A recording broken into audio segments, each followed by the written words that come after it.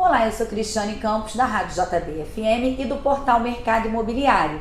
E hoje estou aqui com o advogado Leandro Sender, especializado em direito imobiliário.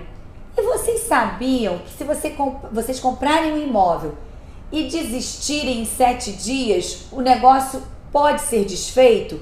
Isso está valendo desde dezembro com a nova lei do distrato. Não é isso, Leandro? Oi, Cris, bom dia. Bom dia, conta pra gente como é isso. Bom dia a todos.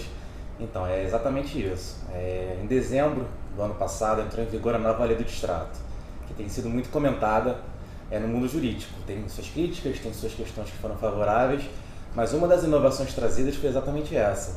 O consumidor, quando compra um imóvel no estande de vendas da construtora, ele tem 7 dias para poder desistir do imóvel e receber integralmente todos os valores pagos. Essa é uma inovação que foi trazida porque sempre teve aquela discussão se podia ou não o comprador desistir da compra. E agora ficou regulamentado. Ele pode desistir em 7 dias após a compra. Igual acontece com o direito do consumidor. Exatamente. A ideia foi trazida realmente do Código de Defesa do Consumidor, que permitia ao consumidor desistir da venda 7 dias após a compra do produto. Entendi. E na sua visão, assim, né, sua experiência, isso acontece assim, porque a pessoa está comprando um imóvel, né, parece que, sei, deve ter gente que compra também no impulso.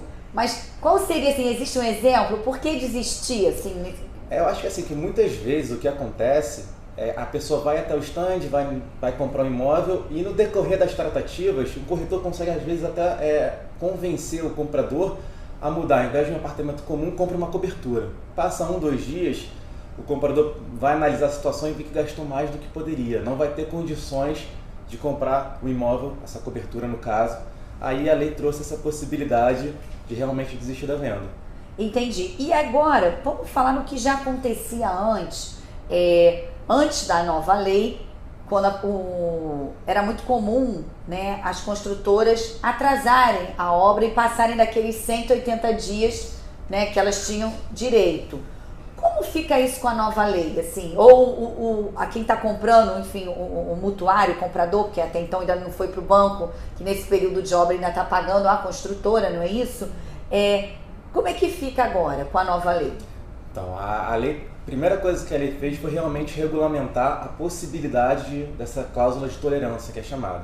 Isso significa que a construtora pode entregar o imóvel em até 180 dias após o prazo inicial previsto no contrato. Desde que tenha essa cláusula. Tá. Tendo essa cláusula contratual, é permitido a entrega do imóvel em até 180 dias. Caso a construtora atrase, passe desse prazo, tem 2 possibilidades. O adquirente ele pode desistir da venda ou pode permanecer com o contrato. Caso ele desista, ele recebe integralmente tudo o que ele recebeu acrescido de multa. Tá.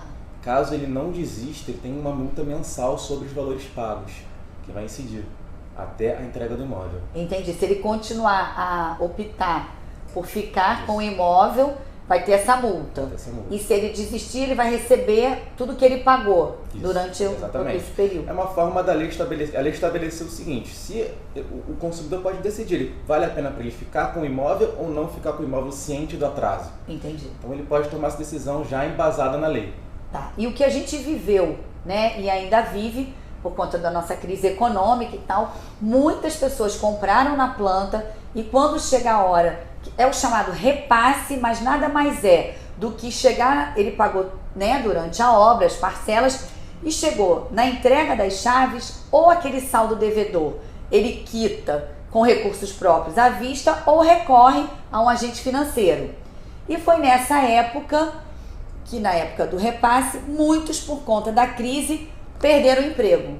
E aí, como é que está funcionando agora com a nova lei? Então, é só um esclarecimento. O financiamento ele pode ser feito tanto com o banco quanto com a própria construtora. Sim, desculpa. Algumas construtoras, algumas incorporadoras, elas dão essa possibilidade ao cliente, mesmo não tendo juros tão vantajosos quanto as instituições financeiras. Sim.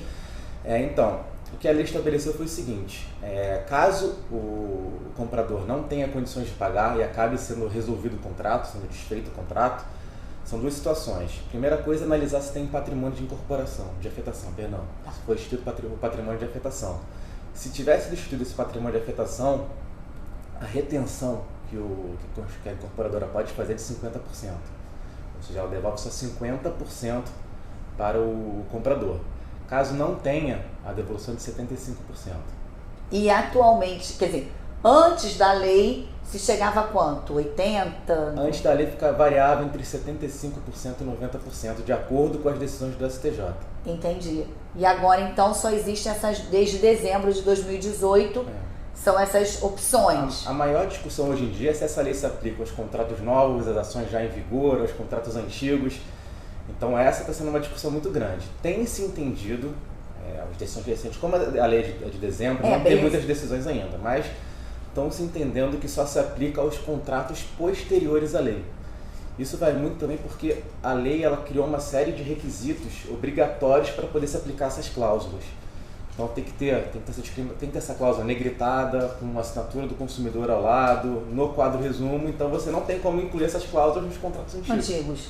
Então, por uma questão de lógica, acaba não se podendo aplicar essa lei nos contratos novos, contratos antigos. Entendi. E na sua opinião, a lei está sendo justa? Está ajudando a regular o mercado? A lei está sendo justa ao adimplente, ao contratante adimplente, porque ela é bem clara. Se a construtora atrasa, ela sofre as sanções. Se o consumidor, se o comprador não pode pagar, ele também sofre as sanções. Então, ao meu ver, a lei está sendo justa, sim, sempre prestigiando o adimplente. Ok. Se vocês gostaram do nosso bate-papo de hoje sobre a nova lei do distrato, que está em vigor desde dezembro de 2018, continue nos acompanhando por aqui ou diariamente na JB FM. Muito obrigada, Leandro, pela dica de hoje. Obrigado, Cris. Eu que agradeço.